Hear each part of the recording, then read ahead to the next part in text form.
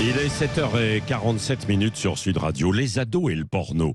Selon l'Arcom, le régulateur sur l'audiovisuel et puis également Internet, un mineur sur 3 va sur des sites pornographiques au moins une fois par mois et c'est la moitié des 12-13 ans pour les garçons. Nous sommes avec, c'est une étude médiamétrie pour l'Arcom justement, nous sommes avec Laurence Pécaud-Rivolier, présidente du groupe de travail de l'Arcom sur la protection du public. Bonjour. Bonjour. Qu'est-ce que ça signifie? Ça veut dire que à travers ces chiffres, il y a une consultation de masse et que l'on n'arrive pas à maîtriser la prévention et les sites? Alors absolument, c'est la première fois qu'on peut faire une étude vraiment chiffrée, objectivée de la fréquentation des sites pornographiques par les mineurs, puisque on a pu avoir des chiffres par médiamétrie qui sont fiables et qui sont sur la durée. Donc maintenant, on a des vrais éléments, même si on subodorait déjà qu'il y avait un événement d'ampleur à ce niveau-là. Donc oui, ce qu'on constate, c'est qu'on a un tiers des mineurs qui vont au moins une fois par mois sur un site pornographique. Oui, c'est ça. Donc, c'est un phénomène de masse. Et l'autre constat que l'on fait, c'est que d'une part, ça concerne des mineurs de plus en plus jeunes. Et d'autre part, ça s'amplifie chaque année.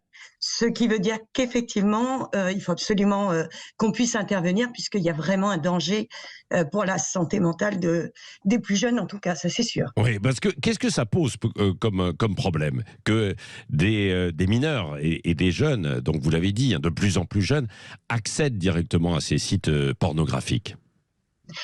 Alors, d'après toutes les études qui ont été menées, on a au sein de l'Arcom un comité d'experts des jeunes publics qui comprend des psychologues, psychiatres et autres sachants de ces situations.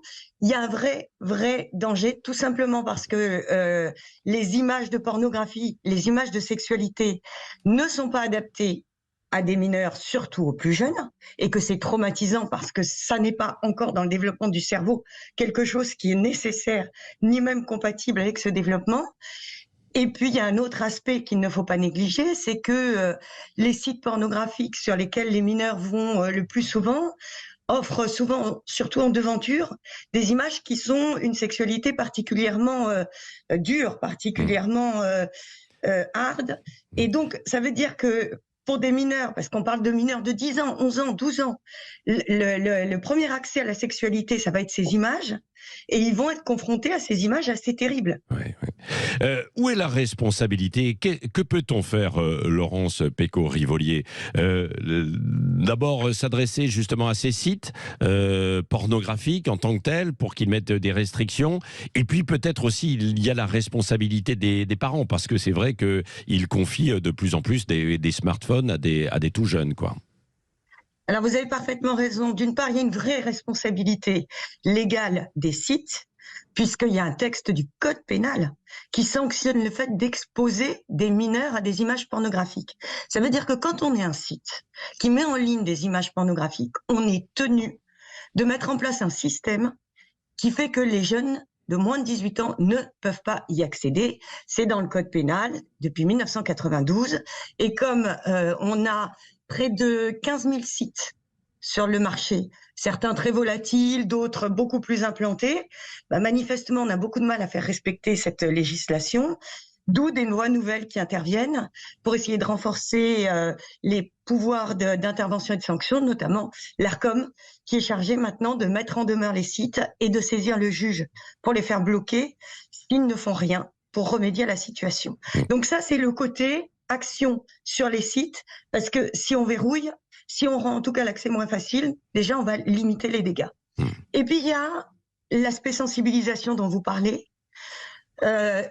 J'emploierai pas le mot responsabilité, même si, mais pas dans le sens négatif. C'est-à-dire que je pense que c'est très compliqué pour les parents avec les nouveaux outils qu'on maîtrise de moins en moins, sur lesquels on n'a pas le regard qu'on pouvait avoir avant, même sur l'ordinateur, d'intervenir. Mais je pense que ces chiffres doivent donner au moins à discuter, à se dire qu'il y a vraiment quand même un problème d'ampleur, qu'il faut en parler avec les jeunes. et peut-être à employer un peu plus les outils qui existent quand même de contrôle parental et de limitation du smartphone. Oui, parce que Et puis, il y a ça existe ça déjà. Le contrôle parental, potentiellement, ça peut être. On peut mettre des techniques en place, quoi, évidemment, pour une limitation.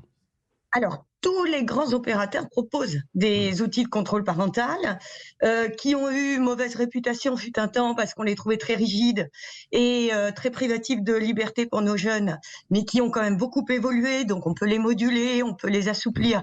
Et là, quand on a une étude de genre, on comprend leur utilité, donc faut y aller. Sur le contrôle parental, faut y aller, faut l'appliquer en fonction de l'âge et en fonction de sa sensibilité, mais il y a moyen de le faire. Ouais.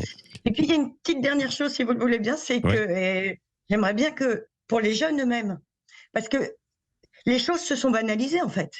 C'est-à-dire qu'à partir du moment où vous avez plus de la moitié des jeunes qui vont chaque mois sur un site porno, plus personne ne considère ça comme anormal. Donc, je pense quand même que d'en parler et de dire, bah si, en fait, ça l'est. Ça l'est parce que c'est pas des images adaptées, parce que il y a pas de problème. Un jour, vous y aurez accès, mais là, c'est pas le moment. Et si ça vous heurte, c'est normal. Donc, vous avez le droit de vous en préserver. Bah, ça peut peut-être aussi faire un peu avancer les choses. Oui. Merci. En tout cas, on suivra ce dossier et vous aussi, puisque vous êtes la présidente du groupe de travail de l'ARCOM sur la protection du public. Merci Laurence Pécaud-Rivolier d'être intervenue ce matin en direct sur Sud Radio.